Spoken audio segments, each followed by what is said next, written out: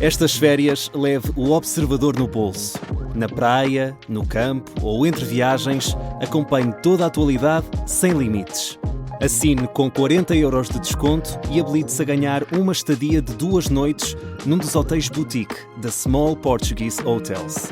Este verão, desligue da rotina, não da informação. Assine em observador.pt.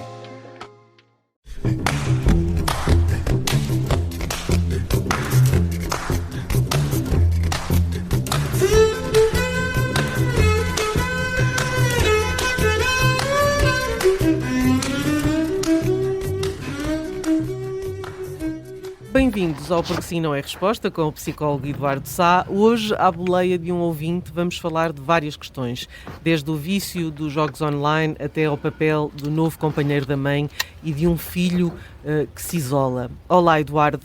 Quando um jovem adulto se isola da família, tranca-se a jogar videojogos no quarto e assim também evita o novo companheiro da mãe, estamos aqui perante que tipo de atitude? Olá, Judite, perante uma atitude que naturalmente me preocupa-nos a todos, acho eu, porque em termos muito práticos está-se a pôr à margem da família.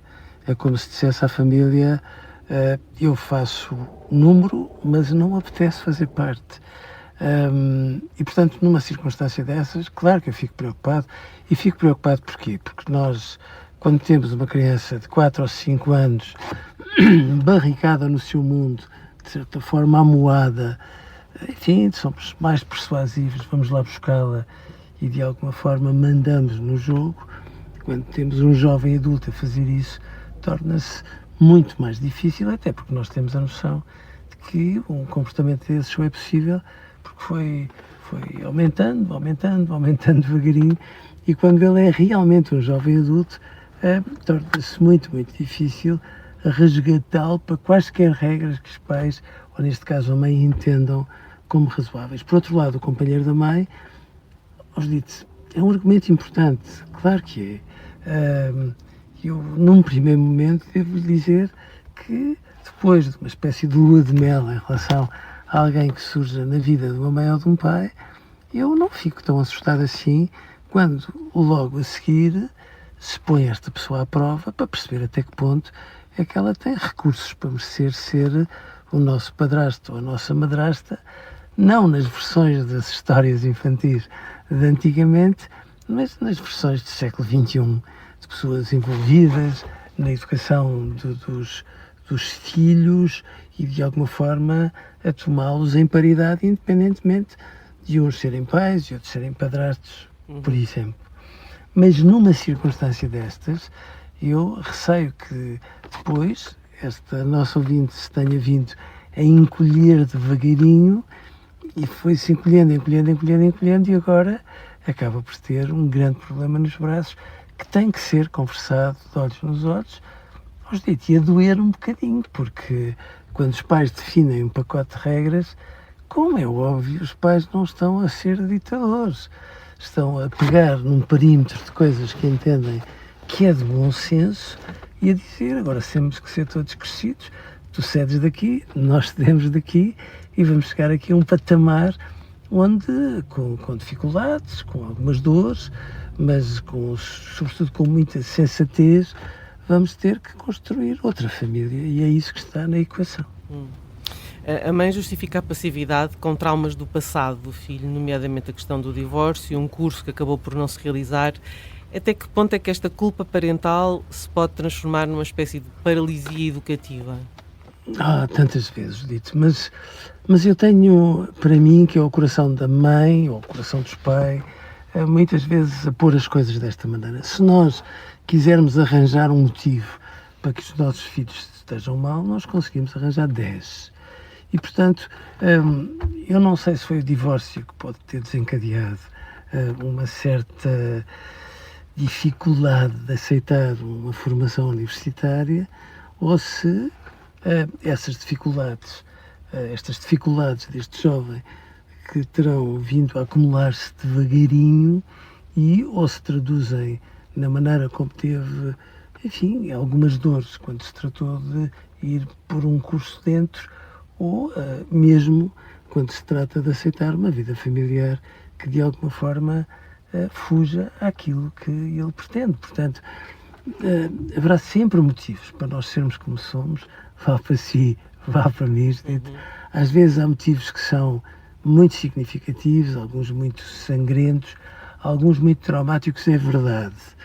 Mas nós não podemos estar sempre a refugiar-nos atrás deles, porque precisamos, à data de hoje, de pôr legendas nesses traumatismos todos e, de uma forma sábia, sobretudo, percebermos como é que conseguimos,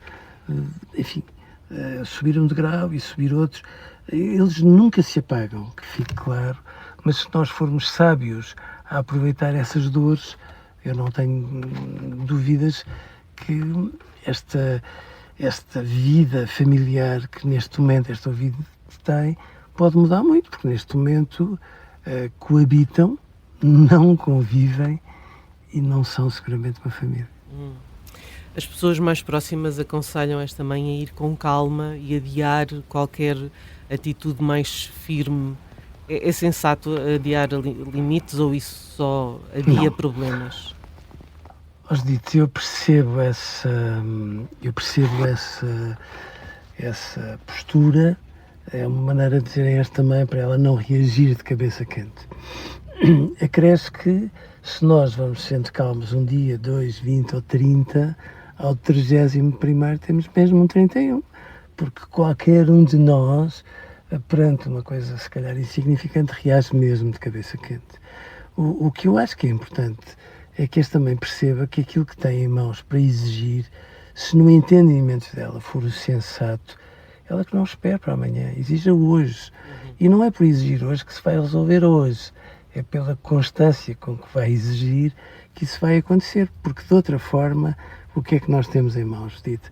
Uma mãe bondosa, muito assustada, muito preocupada, mas ao mesmo tempo que se sente debaixo de uma certa coação de um filho, ele próprio tão assustado, que em termos práticos é um ouriço no meio daquela casa, e isso não pode ser por ele, porque a vida dele não se pode resumir a este estar muito barricado no seu pequeno mundo, e não pode ser para esta família, porque queiramos ou não, aquela relação da mãe com o padrasto vai ficar toda constipada.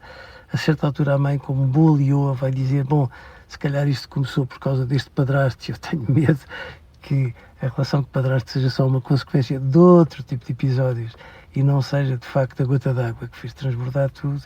E portanto ela, muito bem apoiada por este padrasto, tem que começar hoje a tomar um conjunto de atitudes para que daqui a uma semana ou duas elas comecem a ter uma consequência, sendo certo que no primeiro momento este filho vai deitar fumo pelo nariz, fumo pelos ouvidos, vai fazer cara de mau e tudo mais, mas aquilo que faz diferença é uma firmeza clara, serena, da mãe e do padrasto, muito no mesmo comprimento de onda, porque já agora o padrasto também não se pode pôr como uma figura secundária do género, entendam-se, porque eu só estou aqui a viver com a tua mãe, porque se for assim, e temos o caldo entornado e ainda é pior a emenda que o soneto. Eduardo, hoje ficamos por aqui e amanhã voltamos com mais um tema. Até lá, obrigada e um grande abraço. Obrigado, outro abraço para si também, Judite.